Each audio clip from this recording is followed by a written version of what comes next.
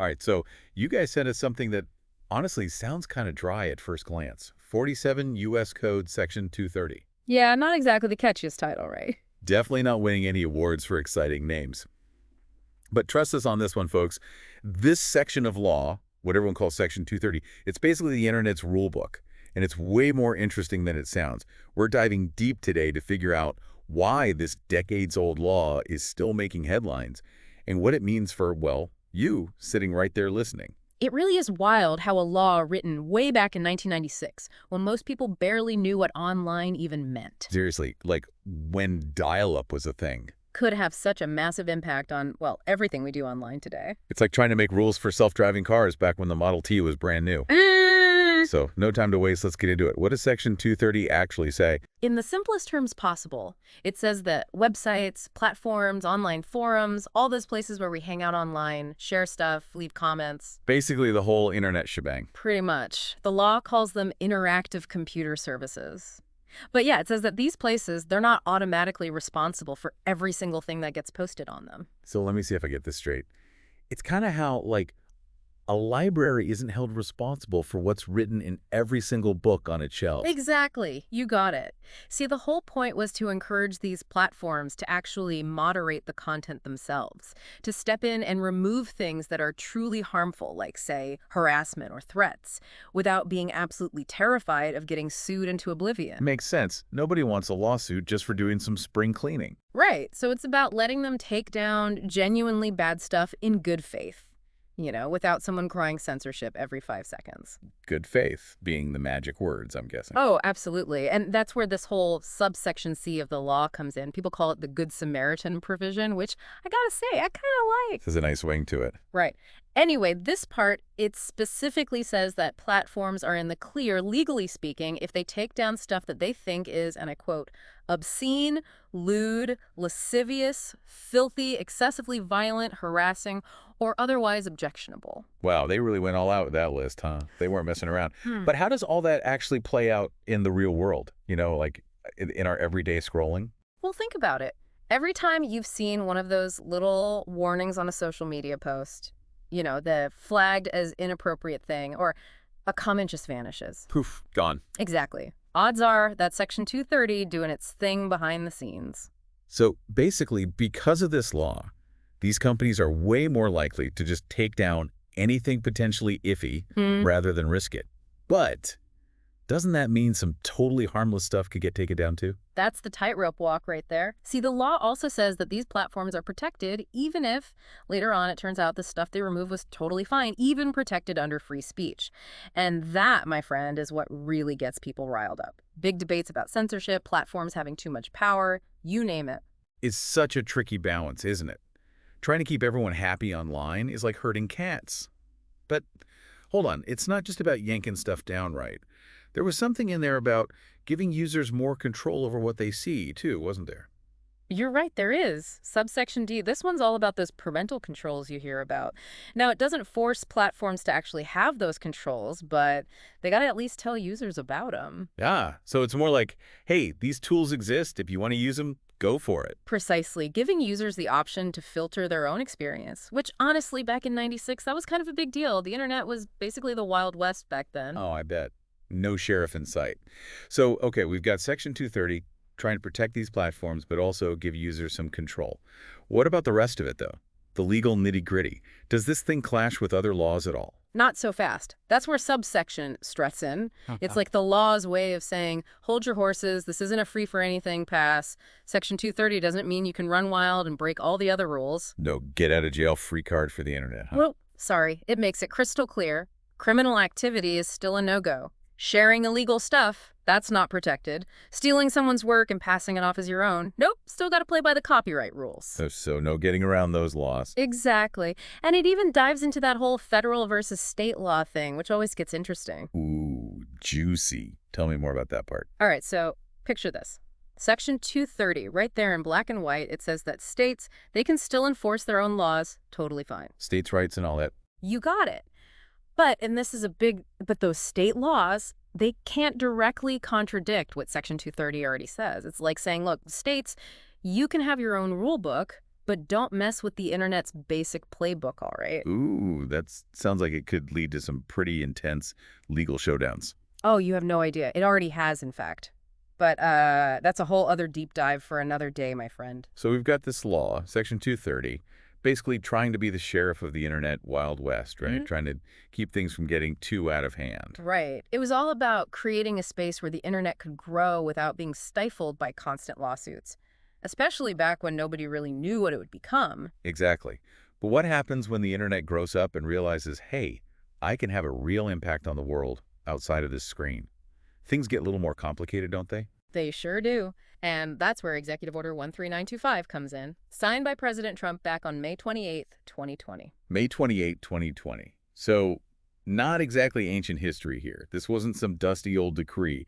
This order was taking direct aim at Section 230, right? It was basically saying, hold on a minute, are these platforms using this law the way it was intended? Yeah.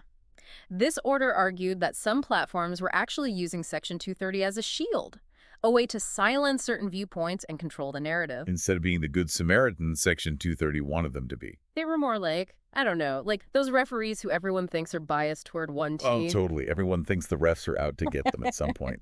Okay, so the order was saying that some platforms were playing favorites, basically. Yeah, basically. They were accused of engaging in what the order called deceptive or pretextual actions. Basically, instead of just taking down genuinely bad stuff, the order claimed they were targeting specific voices they didn't like. And that whole thing about platforms being publishers versus platforms got really messy, didn't it? It did. That was a major point of contention. Because if a platform is actively choosing which viewpoints get amplified and which ones get buried, are they really just a neutral platform anymore? Or are they acting more like editors, curating content like a newspaper or a TV channel? And if they're acting like editors, shouldn't they be held accountable for that, just like any other media outlet would be? I mean, that was the big question, right? Exactly. And the order didn't just raise these questions, it actually called for action from various government agencies. Oh, wow. So they were serious about shaking things up. What kind of action are we talking about here? Well, for starters, they directed the Department of Commerce to work with the FCC on clarifying the scope of Section 230. Okay, so basically defining the playing field a little better. Precisely. Then you had the FTC getting involved, looking into whether platforms were engaging in any shady business practices when it came to speech. Like, were they being deliberately deceptive about how they were restricting content? Whoa, they brought in the big guns for this one. This wasn't just a slap on the wrist. Not at all. And it went even further. They were even investigating how federal tax dollars were being spent on advertising with these companies. Like, if they're going to benefit from government money, they need to be playing by the rules, right?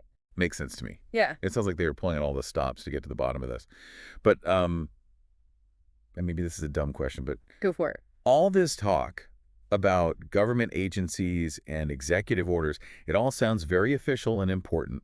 But what does it actually mean for, like, the average person scrolling through their feed? Were these just empty threats, or did they lead to real change? That's the million-dollar question, right? Like, all this government stuff, all these legal arguments, does it actually change anything for the average person? Or is it just a bunch of noise?